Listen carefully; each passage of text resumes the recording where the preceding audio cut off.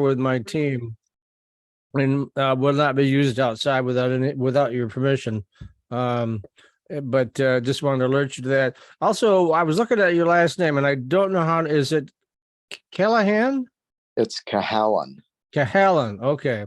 Yeah, I wasn't sure how to. I was phonetically spelling that out in my head, and I'm not sure how to say that. So, anyway, just for the purposes. Okay, just for the purposes of this video and for my team, Ryan is the managing partner at Axiomsystems IO.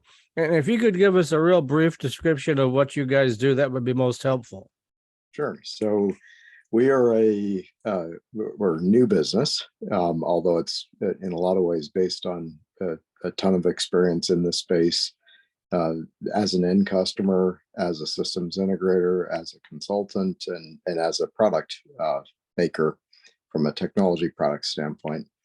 And one of the things that we realized is the amazing disparity between the resources that are available to the largest companies and the progress they're making with Industry 4.0 technologies, whatever buzzword you want to use, and the rest of the pack. And for me, the little guy makes up 95, depending on what study you look at, anywhere from 85 to 95 to 97% of North American, US in particular, manufacturers are effectively small businesses. And even some of the medium-sized businesses, the production sites in a lot of ways run fairly autonomously, and for all intents and purposes the site itself as well be a small business. So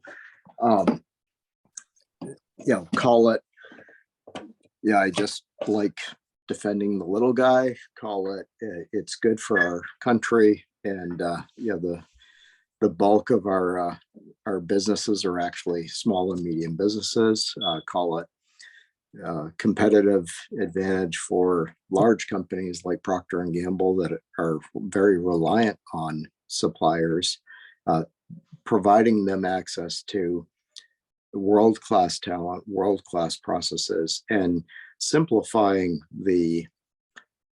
trying to understand the landscape when, like just yesterday, there were 2 brand new companies I had never heard of that have fully featured, robust IoT platforms that probably are fantastic solutions. But how do you, especially as a smaller company, make sense out of all of the potential entries into the market and pick from those in when really all you want to do is stay focused on your business, and all you want to do is just keep making the stuff you make and do it in a better way, do it more efficiently. So Axiom effectively is like a engineering department as a service. So we give you experts that have done it before, that have run the largest companies, that have run small companies, that are very tuned into what's going on in the industry, that are in a lot of ways writing the standards or helping to define the best practices,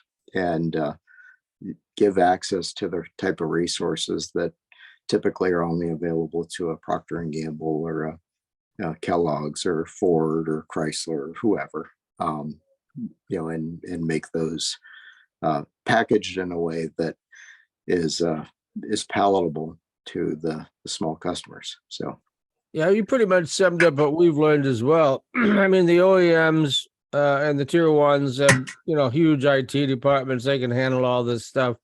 When you get down to the tier 2 level, particularly in the auto space, it's like there's maybe 2 or 3 people in the IT department, and they are so hammered trying to keep up with all the other stuff that when the tier ones, I mean, the OEMs assemble, the tier ones design all the sub-assemblies, and then the tier 2s provide all the parts.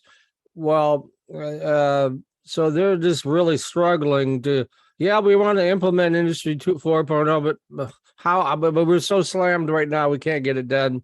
And so, I mean, that's really the big issue, I think, out there. Yep. One of the things when I talked to Tom Kelly at Automation Alley, he said there's 12,000 manufacturers in Michigan alone.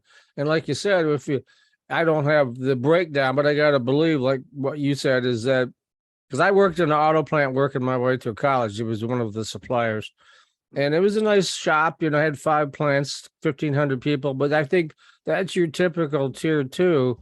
And again, of course, that was many years ago when I worked there, and IT wasn't a big thing, but now, of course, it is. So yeah, so that's a real challenge. So why don't we go ahead and wade through these questions, and you take as much time as you want to answer each one, but I'll just take them in the order that I gave them to you. So the first question is, what processes do you have implemented for knowledge management in your organization? Yeah, and part of why I wanted to talk, or as opposed to just typing out a bunch of responses, is, obviously we're a service provider, and so the our needs and our what we have in place may be quite different than if you're asking an end customer or a machine builder or otherwise. So from a knowledge management standpoint, uh, for an organization like us, knowledge is critical. That's really what we're offering to the market. That's what we're offering to our customers, and so um, making sure that we have access to the best talent, whether it's internal to our own team or whether it's tapping into uh, the broader marketplace. And frankly, I'm of the opinion, a lot of people talk about the next generation, the millennials, and how do we attract more people into manufacturing and whatever else.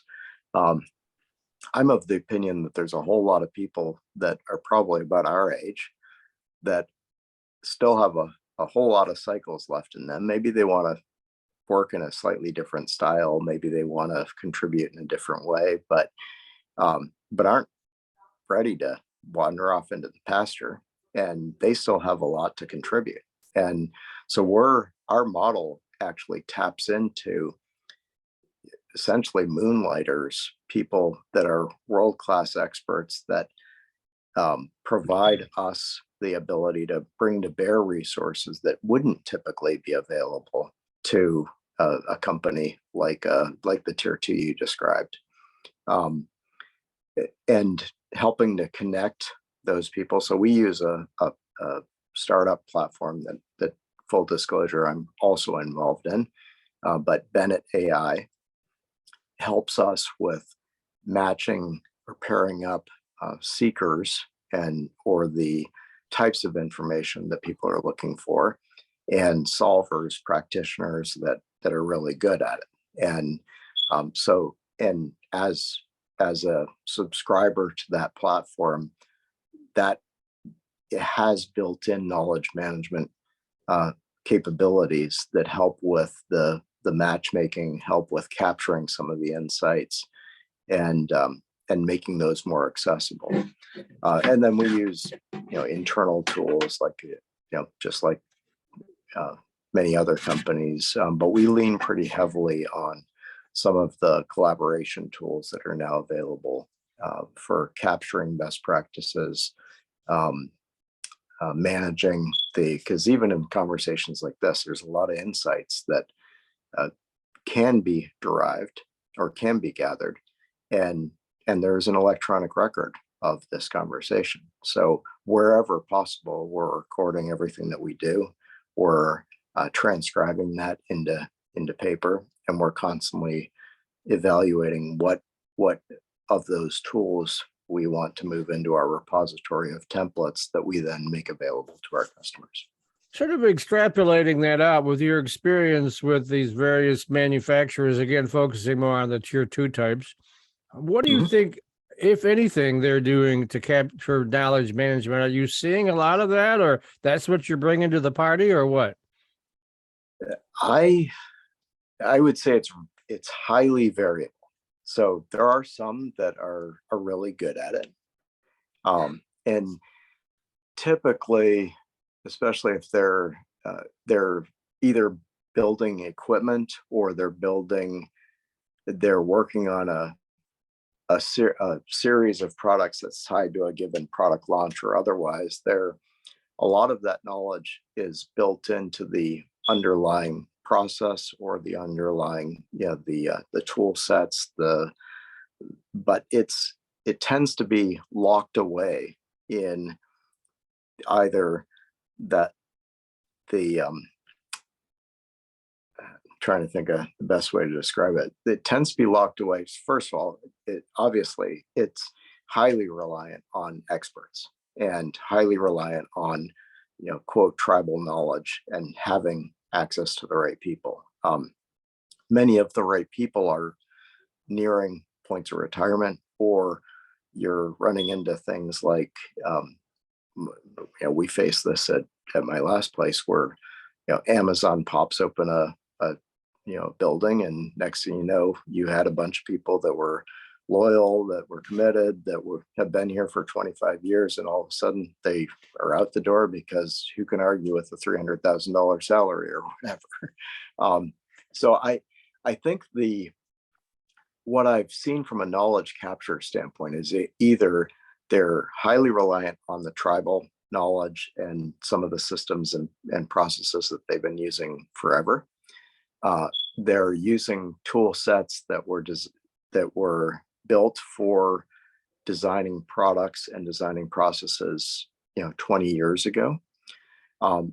There's very little use of tools like AI for capturing or contextualizing the knowledge and making, it typically is very domain specific. So if I'm in the engineering department, then I might, and might is a big word, but I might have access to other experts within the engineering department. I don't necessarily, if I'm in operations, know some of the things that they know. And there isn't a whole lot of cross-functional sharing of knowledge, especially in that tier. Okay. Do you use video to capture knowledge within your organization? That might not be the correct question for you, but let's change that around and say, when you're out there in the field talking to your clients, do they use video within the organization to capture knowledge? I don't see a whole lot of it.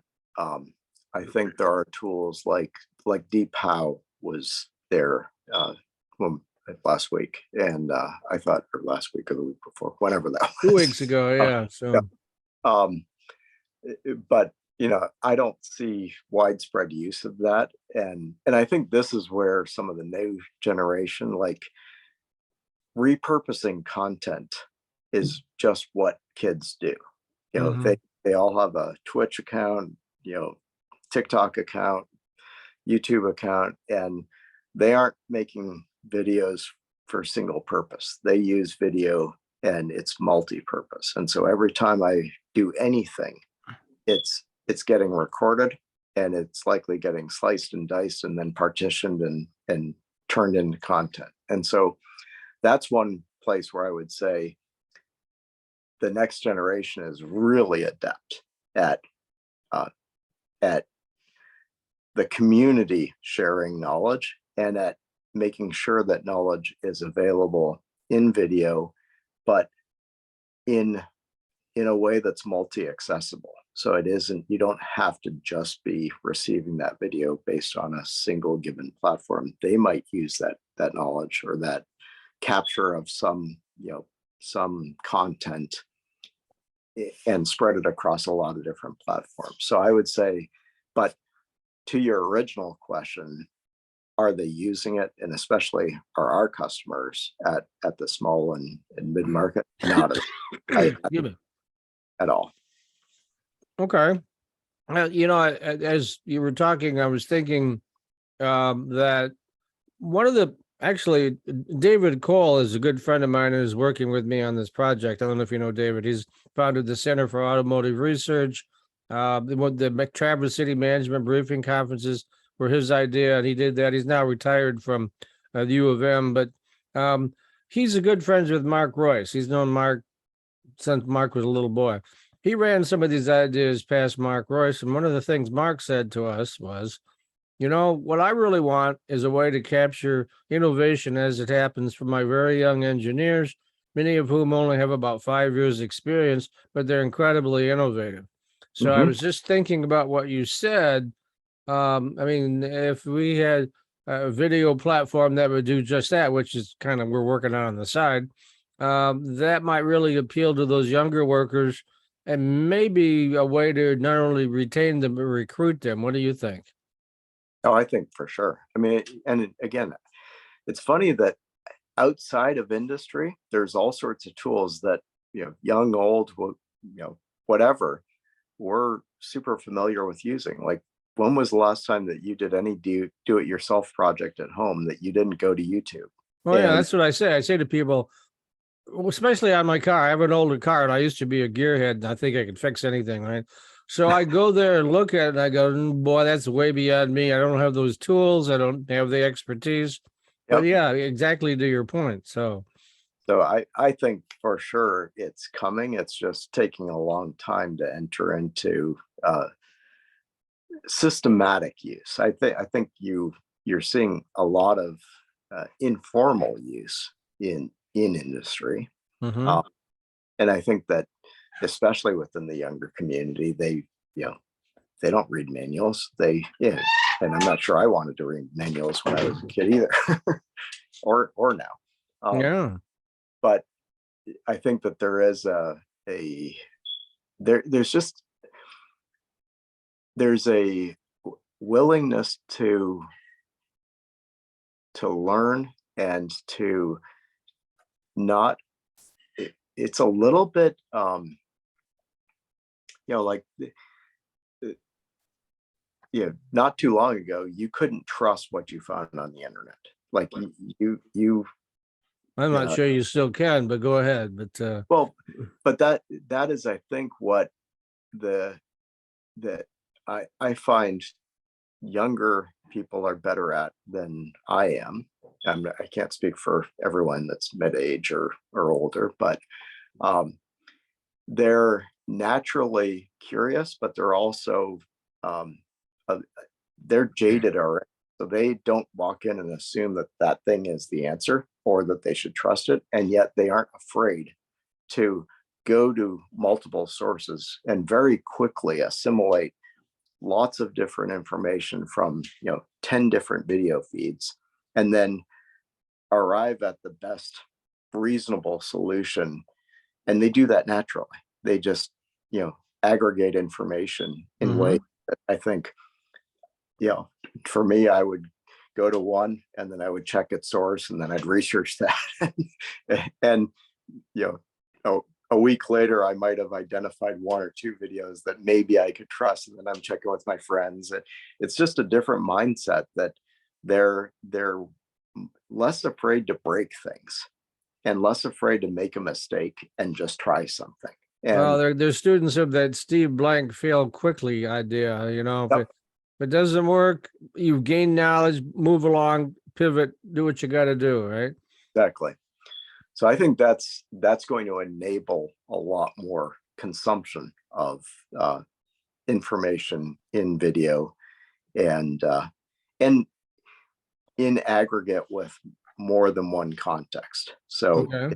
you're getting information that maybe is primarily because of an operation that you're trying to fix, but is in context of a lot of other information, and they're getting those. So I think that kind of knowledge is going to be is going to help with especially with the transition as a lot of knowledge exits the industry, and we're left with industries that really don't have a lot of latent internal knowledge. Okay. And I'm probably I need to ask the question anyway, but are you familiar with the term connected worker? If so, what connected processes do you use? I don't know if that's really applicable to you guys personally, but as you're in the field and you're seeing these companies, maybe you could speak about what you're seeing. Are they familiar with the term connected worker, do you think? So I am, and I would say that, again, if you're in a large company, you probably have a connected worker strategy. If you're tier 1 or tier 2 or tier 3, maybe you've heard of it, maybe not. Maybe you're already thinking about it, but you haven't actually called it that because you don't spend your day on YouTube or on LinkedIn or whatever. I do think that the connected worker, augmented worker, is a real opportunity. And I would say it's kind of like IoT. Like in various discussions, one of the things that I'm fond of is IoT. The real opportunity in IoT or Industry 4.0 is not in greenfield. It's not in new products. Of course, if you're putting in a new plant, you're doing it with at least some semblance of Industry 4.0. Of course, if you're rolling out a new product, it's connected, or you've at least considered it and decided either against it or for it, or how deep. The real opportunity in Industry 4.0 in IoT, in my opinion, is the brownfield. It's getting more value out of the assets that you already have.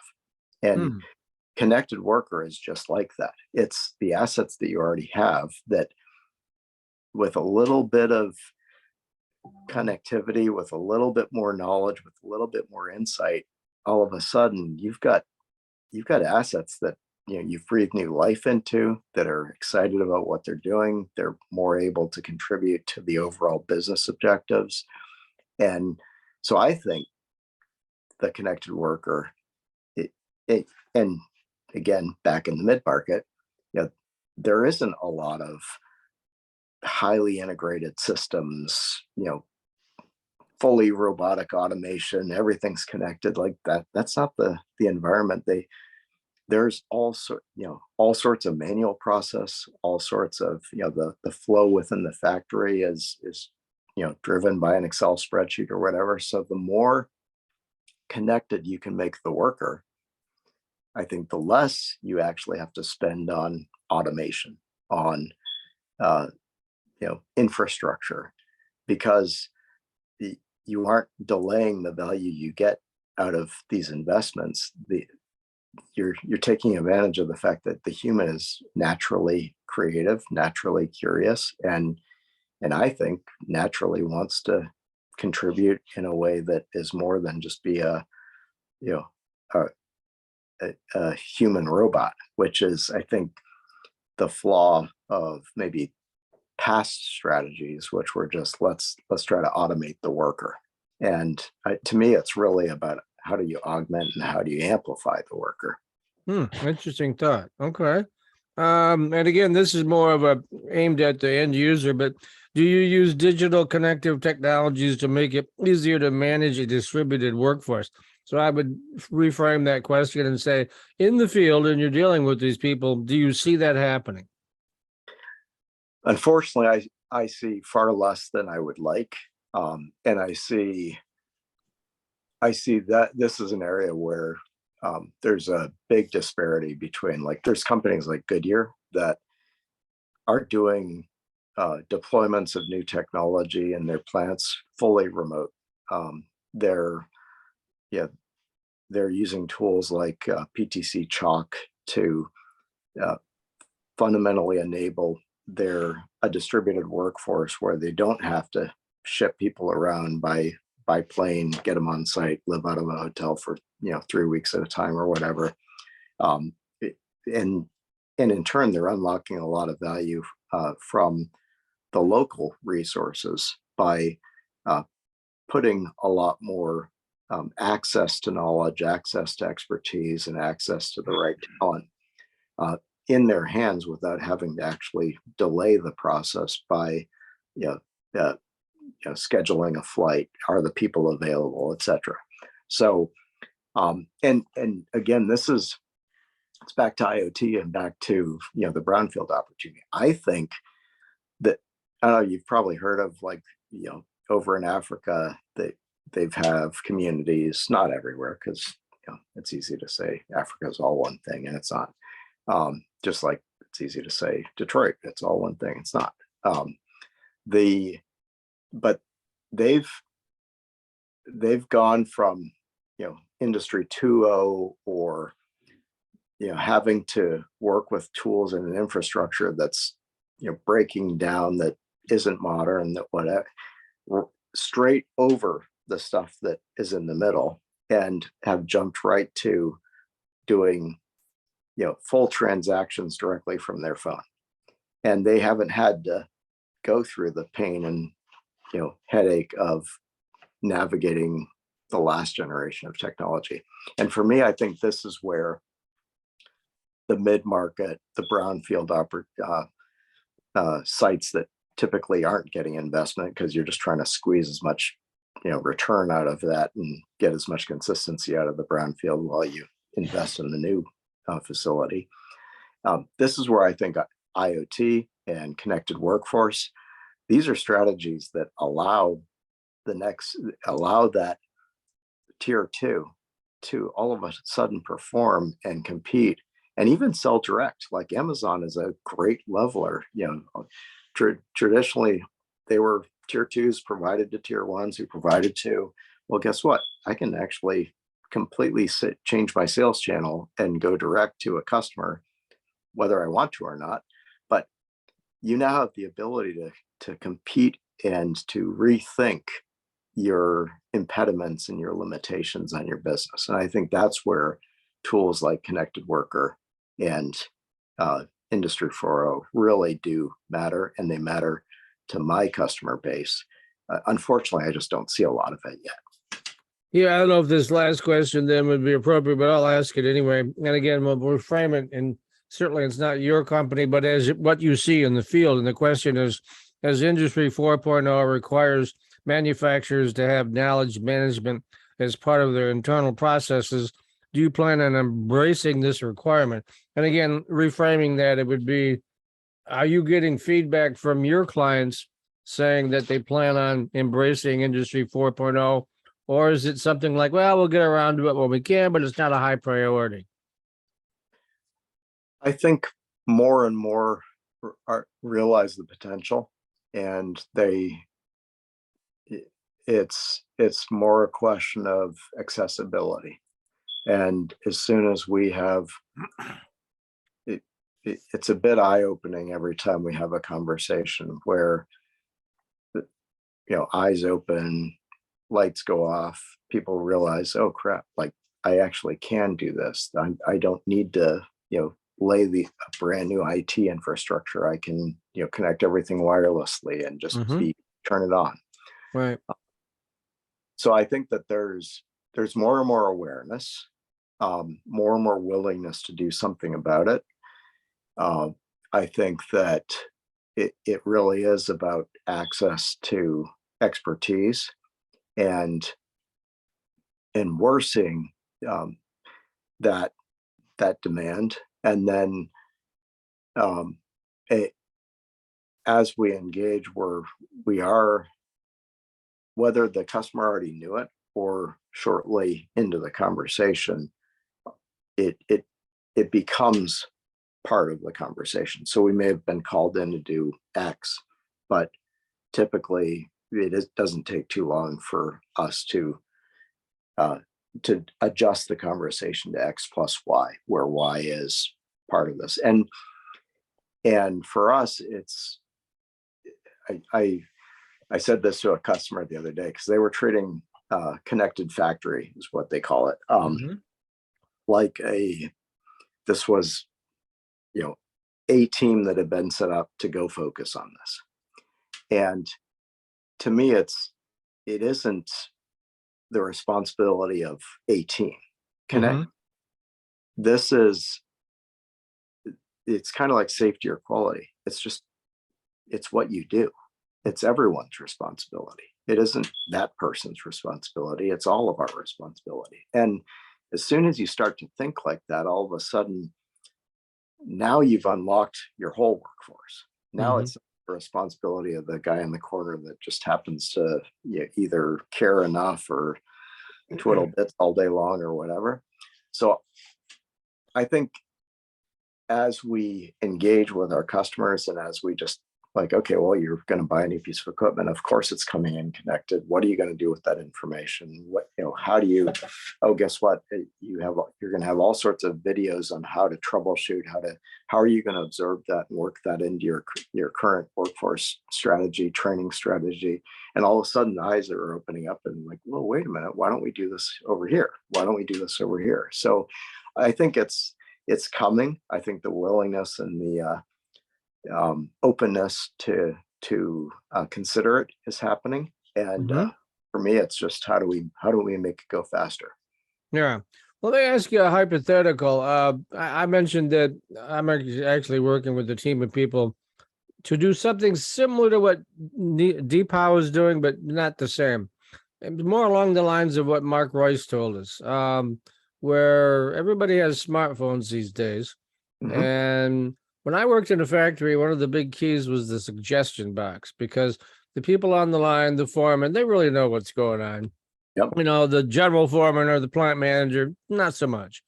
And so one of the things that we're taking a look at seriously is, since they are smartphones out there, and as a videographer myself, I can tell you the capability of today's phones are better than my camcorders.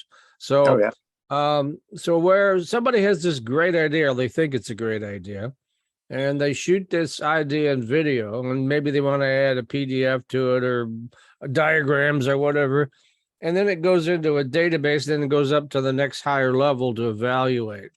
And it would be easily searchable, but it'd be hierarchical structured. So the plant manager gets to see everything, whereas the worker only gets to see what concerns the worker, whatever they're doing, kind of thing. And the idea being that for particularly if we're talking to a Japanese company that's an OEM, a tier one. And they like the idea because they're trying to, again, like you talked about, is getting that long parts line together so that everybody's working from the same page, right? And so what would happen in theory is that if it got evaluated and accepted and they thought it was a really great idea, they could quickly disseminate it to the entire company, which would solve a couple of problems. Whereas the older workers may not be as tech savvy as the younger workers. But everybody, from getting back to the YouTube example, when you can't figure something out, you look at the video and it walks you through it, and it's so much faster, easier, better than trying to read a manual and go, what? I don't really understand this. If you can see it, you can do it. And then also you could disseminate it quickly if you're a worldwide organization. You love the idea. You discover, man, this is going to save us hundreds of thousands of dollars a day if we implement this. Boom, they want to send it out to all the other factories, affiliates, whatever, around the world. Do you think something like that, from your observation of the industry, would be useful? Oh, absolutely. I think maybe the only and that I would layer into that, and really, it's the wisdom of the crowd. There's entire books written on that. Any one person, you're really hoping that you've got a Steve Hang Jobs. on just 1 second. I'm in the middle of a Zoom call. Can I get back to you? All right. Okay. Yeah. Bye.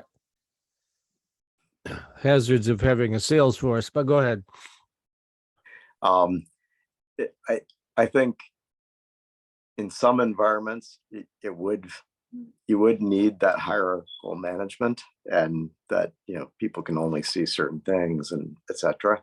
I think there is some value in it, almost allowing the crowd to decide and vote. It's kind of like crowdsourcing in a way. I mean, it gets back to the idea of the people actually doing it, using the tools, using the process.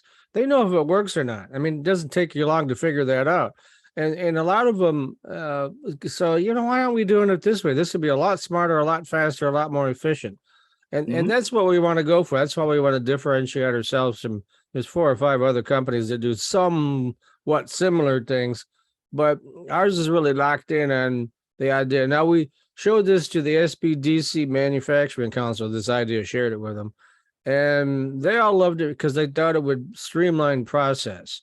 For again, you got big turnover. I'm reading stories where, I mean, to me, hard work is just, I've been working since I was 11. I have depression era parents or had where they said hard work is the only way you get out of the, and achieve, And Mhm. so, but I'm hearing stories where people start working at a factory, and after 3 or 4 weeks, they just walk out the door because it's not what they thought it was at all, and they don't want to work hard anymore. So, what a get point being is, you invest all this money in training, and the people just say, "I don't want to do this." Walk out the door. You lose all that information.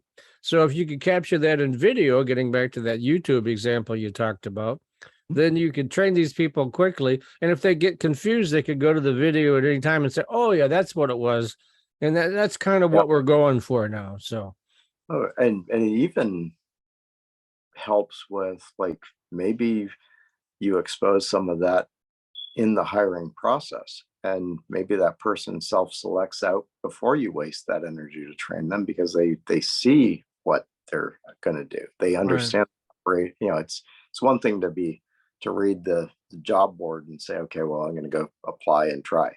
It's another thing to actually see what people do all day and say, yeah, you know what, I don't want to, like. That's not for me. It's Yep. it really is. It's repetition. You're a human robot essentially, in part, not always, but in many Yep. cases when you're in the factory work. So And I think it creates a new level of how that person can add value. So even if it is repetitive work, they can constantly have their camera phone, and they can constantly, oh, well, here's the set point I used. And it's a way for them to stand out from maybe their peers, and rise within the ranks of that factory or whatever, or accelerate their own career. So I think it's again, it provides value in so many different ways, some that you can't even quite put your finger on yet, but might actually be, you know, you know, you might think that you're investing in the training,